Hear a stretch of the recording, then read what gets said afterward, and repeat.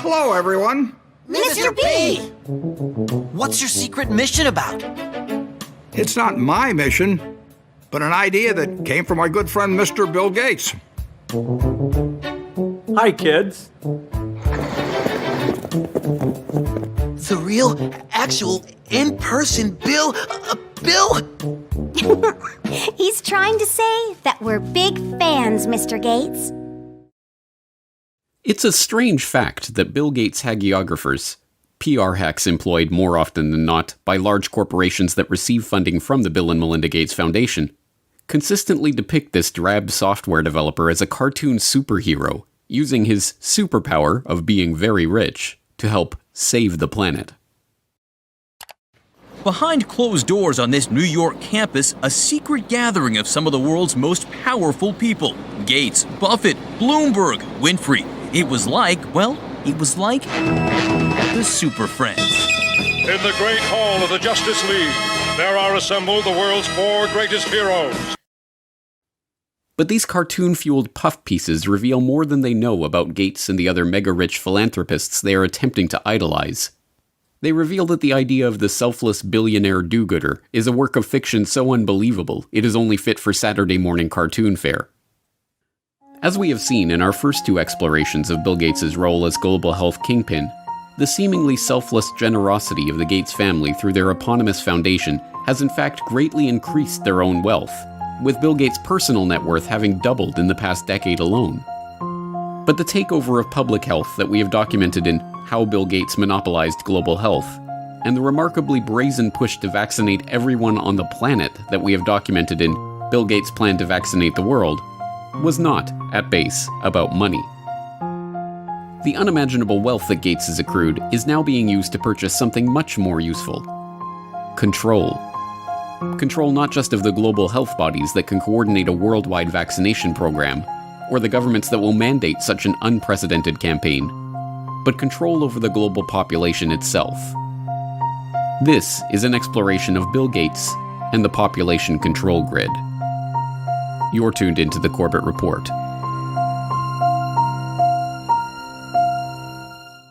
From a journalistic standpoint, Good Morning America's inane report on the secretive billionaire meeting that took place in New York in 2009 was a failure. It listed some of the meeting's attendees and their combined net worth. Gates, Buffett, Bloomberg, Winfrey, together with others at the meeting, including George Soros, Ted Turner, David Rockefeller, they're worth more than $125 billion. It turned to the senior editor of Forbes for a soundbite about what it would be like to witness such an assembly of wealth. To have been in the room and see this meeting of the minds really would have been a fascinating thing. And it dutifully reported the participants' own stated reason for holding the meeting. That much money, that much power around one table. It begs the question, what were they doing? What were they scheming? Total world domination? This group, together for 6 hours, was talking about charity, education, emergency relief, global health. Before wrapping up with another juvenile appeal to comic book superhero lore. The new Superman and Wonder Woman, the super rich friends, not fighting bad guys, but fighting for good nonetheless. For Good Morning America, John Berman, ABC News. Yes, from a journalistic standpoint, Berman's report was an utter failure. There was no attempt to question the participants about the meeting, no space for any criticism of these billionaires or questions about their motives, no adversarial journalism of any kind. But as a PR piece, it was brilliant. It leaves the viewer with a vague sense that some kind of gathering took place somewhere in New York in which rich people, who, let's not forget, are superheroes, talked about charity. One would have to turn to print sources to discover that the meeting was held at the personal residence of Sir Paul Nurse, then president of Rockefeller University, that the invitation to the gathering was co-written by Bill Gates, Warren Buffett, and David Rockefeller, or that the aim of the meeting was to consider how their wealth could be used to slow the growth of the world's population. Given that these extraordinarily rich and powerful men, including Warren Buffett, David Rockefeller, and Ted Turner, have all expressed their belief that the growing human population is the greatest threat faced by humanity, it should not be surprising that they would convene a conference to discuss how best to channel their vast wealth into the project of reducing the number of people on the planet. Particularly unsurprising is that attendees of the meeting later dubbed Bill Gates, a man for whom population control is particularly close to his heart, as the most impressive speaker at the event. Here we can see a chart that looks at the total world population over the last several hundred years. And at first glance, this is a bit scary. We go from less than 1 billion in 1800, and then 3, 4, 5, 6, and 7.4 billion where we are today is happening even faster. So Melinda and I wondered whether providing new medicines and keeping children alive, would that create more of a population problem? And what the developing world does not need is more children. And I think that was the biggest aha to Bill and me when we got into this work, is we asked ourselves, of course, the same hard-nosed question you'd ask, which is, if you get into this work and you start to save these children, will women just keep overpopulating the world? And thank goodness the converse is absolutely true. This is a very important question to get right, because it was absolutely key for me. When our foundation first started up, it was focused on reproductive health. That was the main thing we did, because I thought, population growth in poor countries is the biggest problem they face. You've got to help mothers who want to limit family size have the tools and education to do that. And I thought that's the only thing that really counts. In recent years, critics have pointed to Bill Gates' own words linking vaccination programs with his goal of reducing population growth. Now, the world today has 6.8 billion people. That's headed up to about 9 billion. Now, if we do a really great job on new vaccines, healthcare, reproductive health services, we could lower that by perhaps 10 or 15%. $10 billion over the next 10 years to make it the year of the vaccines. What does that mean exactly? Well, over this decade, we believe unbelievable progress can be made, both inventing new vaccines and making sure they get out to all the children who need them. We could cut the number of children who die every year from about 9 million to half of that if we have success on it. And the benefits there in terms of reducing sickness, reducing the population growth, it really allows the society a chance to take care of itself once you've made that intervention. But as any number of fact-checking websites, not to mention Bill Gates himself, are quick to point out, this doesn't mean what it sounds like it means.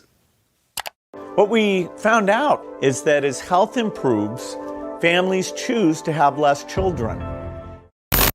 The truth is that when people's lives improve, when children survive, for instance, or when girls go to school, people start making decisions based on the expectation that their children will live and thrive. The result is smaller families and slower population growth. I came across articles that showed that the key thing you can do to reduce population growth is actually improve health. And that sounds paradoxical. You think, okay, better health means more kids, not less kids. Well, in fact, what parents are doing is they're trying to have 2 kids survive to adulthood to take care of them. And so the more disease burden there is, the more kids they have to have that high probability. So there's a perfect correlation that as you improve health, within a half generation, the population growth rate goes down. Yes, the Gates' stated plan is to reduce population growth by improving health. But the idea of using vaccines as sterilization agents, even without the public's knowledge or consent, is not conspiracy lore, but documentable fact. In its 1968 annual report, the Rockefeller Foundation addressed the problems of population, lamenting that very little work is in progress on immunological methods, such as vaccines, to reduce fertility, and much more research is required if a solution is to be found here. The Foundation vowed to correct this problem by funding established and beginning investigators to turn their attention to aspects of research in reproductive biology that have implications for human fertility and its control. This was no empty promise. By the time of its 1988 annual report, the Rockefeller Foundation was able to report progress on its funding into contraceptive research, including Norplant, a contraceptive implanted under the skin of a woman's upper arm and effective for 5 years. In its 1988 report, the Rockefeller Foundation was pleased to announce that Norplant, which was developed by the Rockefeller-founded Population Council, was now approved for marketing in 12 countries. The Rockefeller's Population Council and other research organizations joined with the World Health Organization in 1972 to create a task force on vaccines for fertility regulation. By 1995, they were able to report progress in developing a prototype of an anti-HCG vaccine, which works by combining an immunogen formed from a synthetic peptide of human chorionic gonadotrophin, HCG, a hormone secreted by the surface of the early embryo to remain implanted in the womb, with a toxoid carrier molecule. The vaccine stimulates an immune reaction, causing women to develop antibodies against the hormone, thus preventing them from carrying babies to term.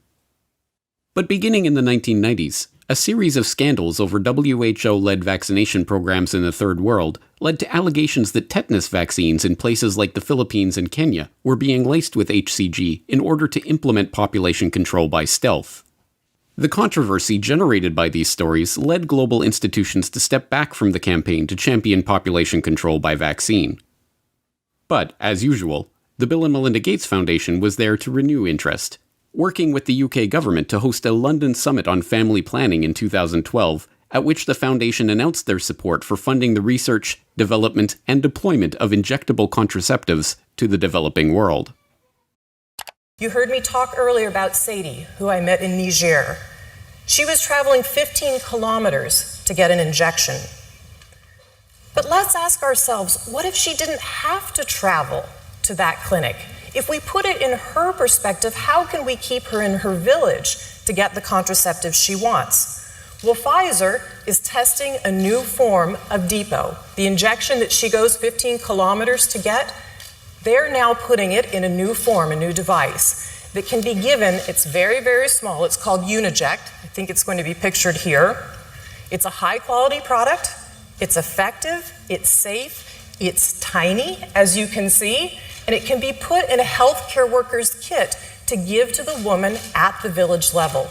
So Sadie won't have to go 15 kilometers any longer to get that injection.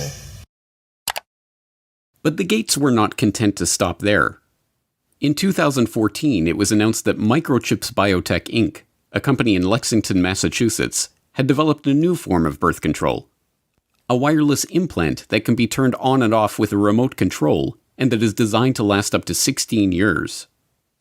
According to MIT Technology Review, the idea originated when Bill Gates visited Robert Langer's MIT lab in 2012 and asked him if it would be possible to create an implantable birth control device that could be turned on or off remotely.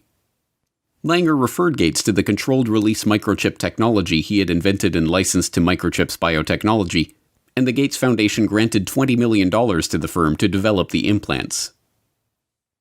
Reducing population growth has, by Gates' own admission, been a core mission of the Gates Foundation since its inception.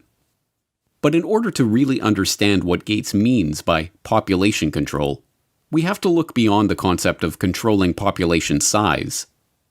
At its most fundamental level, the population control that Gates speaks of is not birth control, but control of the population itself.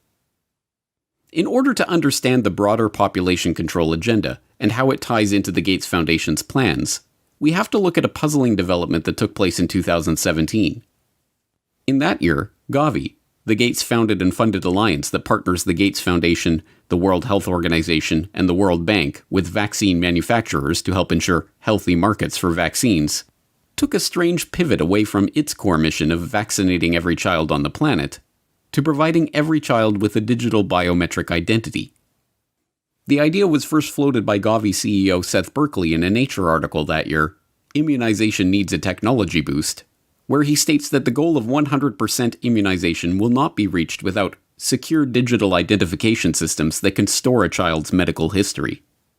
He then gives a specific example. We are working with a company in India called Kushi Baby, which creates off-grid digital health records. A necklace worn by infants contains a unique identification number on a short-range communication chip.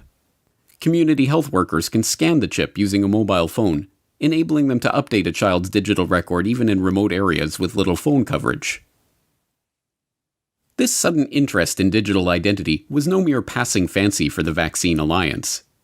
Gavi doubled down by becoming a founding member of the ID 2020 Alliance, a public-private partnership dedicated to spearheading a global digital biometric identity standard. Other founding members of the alliance include Gates' first company, Microsoft, and the Rockefeller Foundation.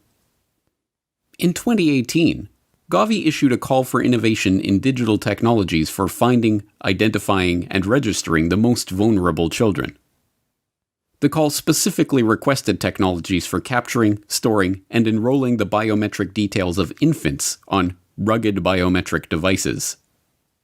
Berkeley continued to follow up on this idea in public engagements as one of the new core missions of Gavi. What's interesting is that people tend to think of, birth certificates as kind of a major document, but, the most common, as I mentioned before, is not a birth certificate, is not a death certificate, is not a marriage certificate. The most common connection, vital registration for the population is actually a child health card, because we reach more than 90% of children with at least one dose of vaccine as part of routine. So they're in the system. The challenge is that contact is not connected into the system. So if you could connect it, then you have the ability to give them their basic identity papers. You have ability then later on, if they want to own land or they want to have their rights, you're able to help them with that. But we're not currently taking advantage of that, and so the children get seen, they get enrolled in the health centers, but that information is not used for anything else. Although vaccines and identity may seem unrelated, Bill Gates has spent the last few years funding research that can bring the two ideas together. Late last year, Gates once again turned to Robert Langer and his MIT colleagues to investigate new ways to permanently store and record the vaccination information of each individual. The result of their research was a new vaccine delivery method. They found that by using dissolvable microneedles that deliver patterns of near-infrared light-emitting microparticles to the skin, they could create particle patterns in the skin of vaccine recipients which are invisible to the eye but can be imaged using modified smartphones.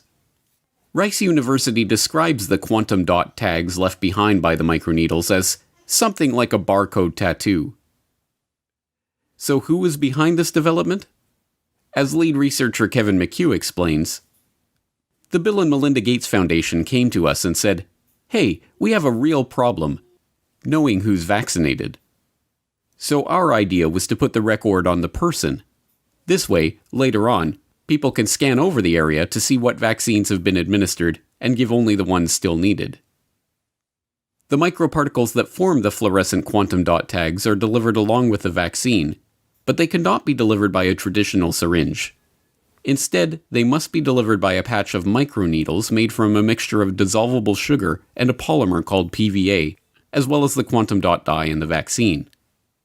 It should be no surprise, then, that big pharma vaccine manufacturers, in their scramble to produce the coronavirus vaccine that, Gates assures us, is necessary to go back to normal, have turned to a novel vaccine delivery method: a dissolvable microneedle array patch. The University of Pittsburgh is where the polio vaccine was first discovered. At the medical center, researchers are now developing a vaccine that is delivered using a dissolvable patch called a microneedle array. Think about them as almost like a Band-Aid. And so the microneedle array is simply applied to the skin topically, pressed into place very shortly, and then taken off and thrown away. And then the antigen is already delivered. As is becoming evident, this new vaccine-delivered barcode-like tattoo is about much more than simply ensuring that children get all their Gavi-recommended immunizations. On a recent Ask Me Anything thread on Reddit, when asked, "What changes are we going to have to make to how businesses operate to maintain our economy while providing social distancing?" Bill Gates answered, "Eventually we will have some digital certificates to show who has recovered or been tested recently, or when we have a vaccine, who has received it."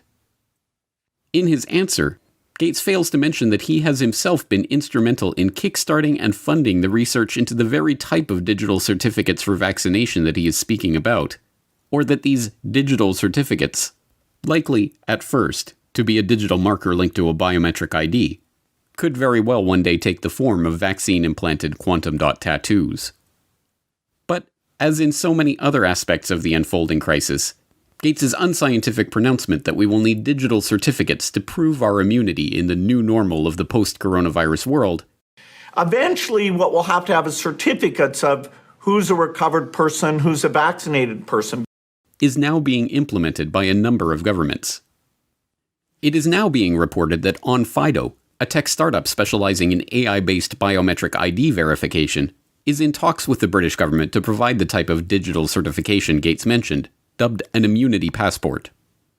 The proposed system would require would-be workers to use the OnFido-provided app to scan their face or other biometric data, link that information to a SARS-CoV-2 antibody test, or, eventually, proof of coronavirus vaccination, and then have their picture taken and immunity verified every time they wish to access a restricted space or work environment. Last month, OnFido announced that it had raised $50 million in a round of investments led by Bill Gates' old company, Microsoft. But this is not Gates' first experience with the field of biometric identity. A decade ago, the government of India began what has been called the largest social experiment on Earth, enrolling over 1 billion people in the largest biometric identification database ever constructed. The project, involving iris scanning and fingerprinting the entirety of the Indian population, recording their biometric details in a centralized database, and issuing them a 12-digit identity number that could be used to prove residence and access government services, all within the span of a few years, presented an incredible societal, legal, and technological challenge. It's no surprise, then, that the person who was brought in as the chief architect of the Aadhaar project when it was launched, Nandan Nilekani, co-founder of Indian multinational Infosys, is also a longtime friend of Bill Gates and a partner with Bill and Melinda Gates on a philanthropic venture called Co-Impact, which supports initiatives to address major social challenges at scale. Nilekani's involvement in Aadhaar has even made him one of Gates' heroes, featured in slick video promotions produced by the Bill and Melinda Gates Foundation. My friend, Nandan Nilekani, is one of India's best-known entrepreneurs. He led the creation of the world's largest biometric ID system. Now, he's working to promote his platform to improve the lives of the world's poorest people. There are more than 1 billion people around the world who don't have any kind of ID. You can't do anything in life without an ID because people are mobile, they're migrant, and wherever they go, whether they want a job or whether they want to board a train or whether they want to get a bank account or get a mobile connection, if the person has no way of proving who they are, then they just won't get access to those services.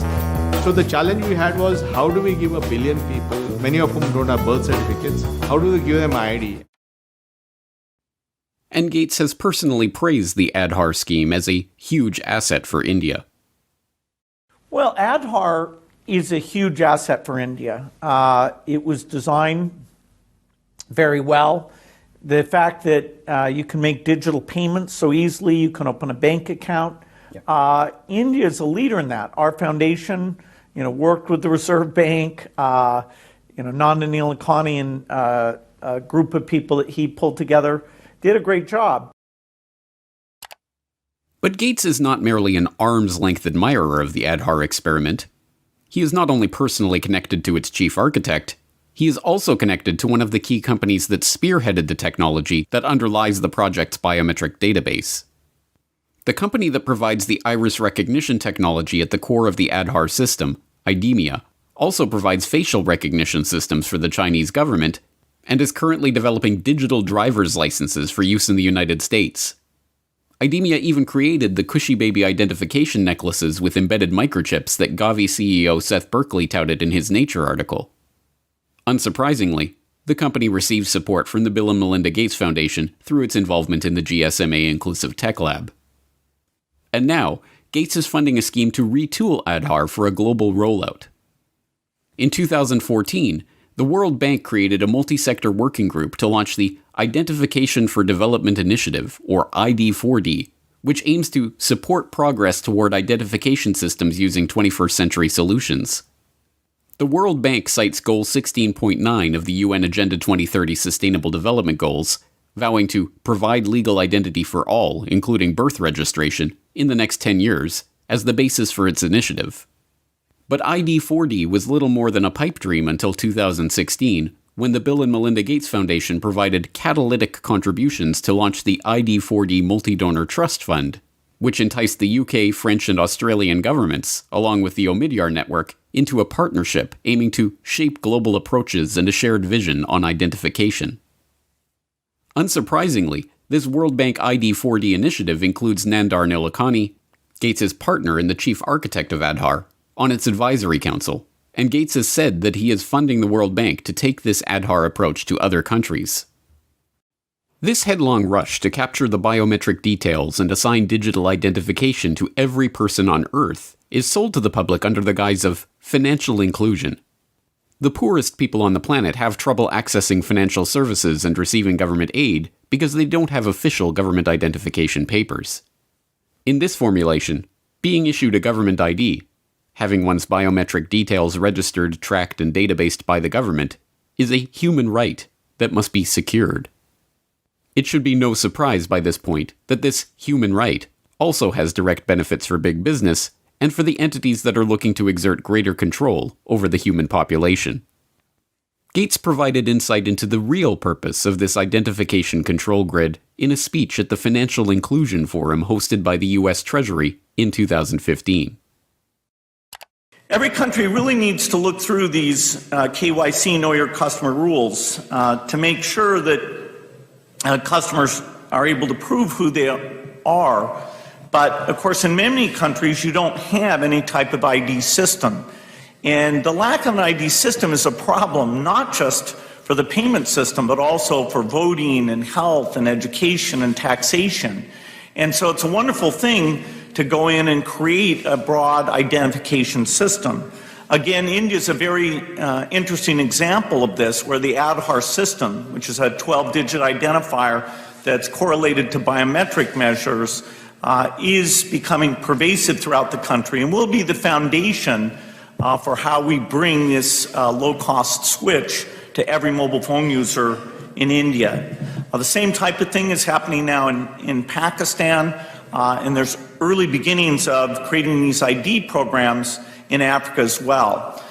We expect to be able to use the ID so that when you show up for any government service, say you walk into a primary health clinic, we'll be able to take that bio-ID very quickly and bring up your electronic health record. Even if you've moved from one part of the country to the other, you will be well tracked and well served without nearly as much paperwork or waiting. And so the ID system is foundational. The ID control grid is an essential part of the digitization of the economy. And although this is being sold as an opportunity for financial inclusion of the world's poorest in the banking system provided by the likes of Gates and his banking and business associates, it is in fact a system for financial exclusion. Exclusion of any person or transaction that does not have the approval of the government or the payment providers. Once financial flows go underground, where you have lots of legitimate transactions mixed in with the ones you want to track, and once they're going over a digital system that the U.S. has no connection to, it's far more difficult to find the transactions that you want to be aware of or that you want to block. And once again, this is no mere theoretical talk from Gates. He has been intimately involved in this process of switching the world over to a digital payment grid tied to biometric identity. In 2012, the Bill and Melinda Gates Foundation helped found the Better Than Cash Alliance, which brings together governments, international organizations, and the private sector to accelerate the transition from cash to digital payments globally. And when the Indian government made a bold move to demonetize large amounts of its circulating currency in order to draw off-the-books funds back under the purview of the Indian tax office, there was Gates to praise the move as an important step toward the creation of a brave new digital economy, tied, of course, to the Aadhaar ID grid. The bold move to demonetize high-value denominations and replace them with new notes with higher security features is an important step to move away from a shadow economy to an even more transparent economy. And digital transactions really, I think, will rise dramatically here. In fact, I think in the next several years, India will become the most digitized economy, not just by size, but by percentage as well. All of the pieces are now coming together.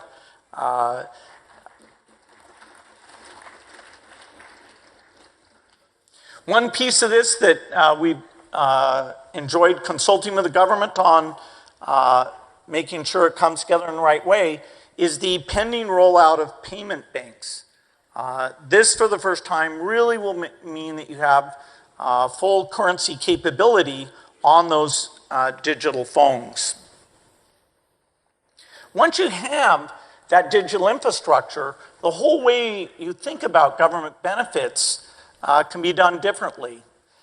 Over time, all of these transactions will create a footprint. And so when you go in for credit, the ability to access your history, that you've paid your utility bills on time, that you've saved up money for your children's education, all of those things in your digital trail, accessed in an appropriate way, will allow the credit market to properly score the risk and therefore loosen up more money for investments, not only in the agriculture sector, but for all the entrepreneurs in the country.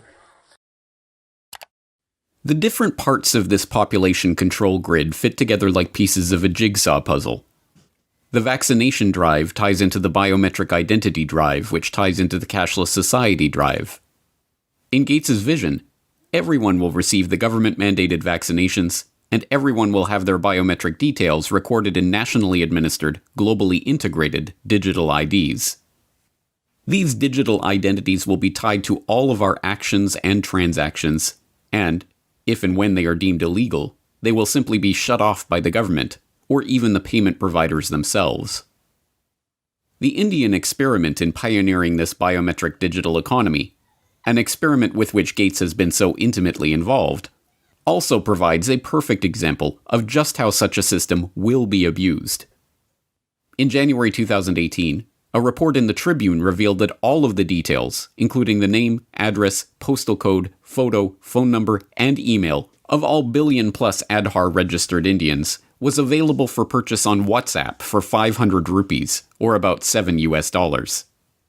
The Unique Identification Authority of India that administers the Aadhaar scheme was then forced to admit that approximately 210 websites, including websites of the central government and state government departments, were displaying the list of government beneficiaries along with their name, address, other details, and Aadhaar numbers.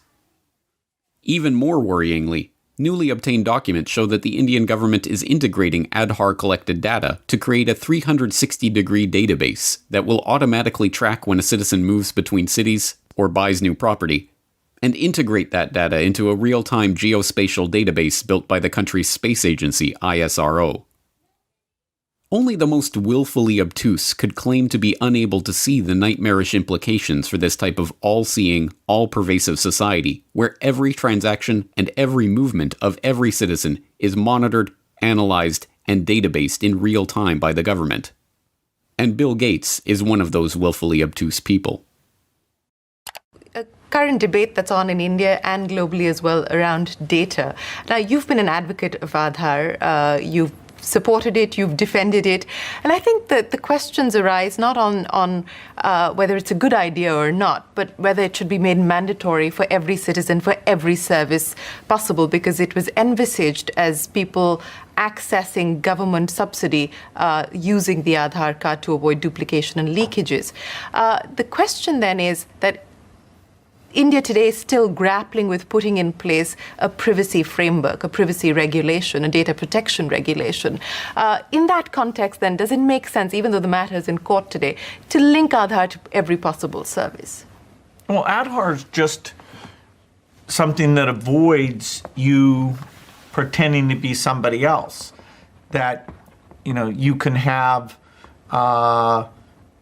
fake people on the government payroll. Mm-hmm. Aadhaar, prevents you being on that payroll as a ghost worker. It prevents you from collecting things that you shouldn't collect or accessing a health record you shouldn't have access to. So the basic Aadhaar mechanism is an identity mechanism. And so it's too bad if somebody thinks that because Aadhaar is there, that in and of itself creates a privacy problem. Gates's response is, of course, disingenuous. The very purpose of a globally integrated ID grid and cashless payment architecture is to remove privacy from our lives. It should be no surprise, then, that this man who is not concerned about the privacy implications of a global, real-time electronic ID and digital payments grid is also a prime investor in EarthNow LLC, a company promising to deploy a large constellation of advanced imaging satellites that will deliver real-time, continuous video of almost anywhere on Earth. No, this Gates-driven agenda is not about money. It is about control. Control over every aspect of our daily lives, from where we go, to who we meet, to what we buy and what we do. The great irony is that this billionaire philanthropist, so often depicted as a cartoon superhero for his dazzling generosity, actually resembles nothing so much as a comic book supervillain, right down to the use of his vast wealth to sponsor Harvard University research into dimming the sun by spraying particles into the stratosphere. But once again, we are driven back to the question, who is this person? What ideology is driving this quest for control? And what is the end goal of this quest? Who is Bill Gates?